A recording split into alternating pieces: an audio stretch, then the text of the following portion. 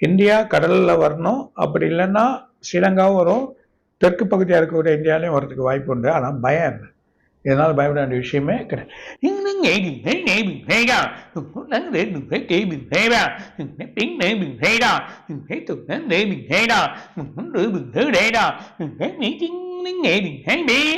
இதை தொடர்ந்து இன்னொன்று வந்துருக்கு 3 வருஷத்துக்கு முன்னாடியே, அதுவும் அதை நோக்கி வரப்போகுது. ஆனால் பயப்பட வேண்டிய விஷயம் இல்லை, சில மாற்றங்கள் ஏற்படுறதை நம்ம பார்ப்போம்.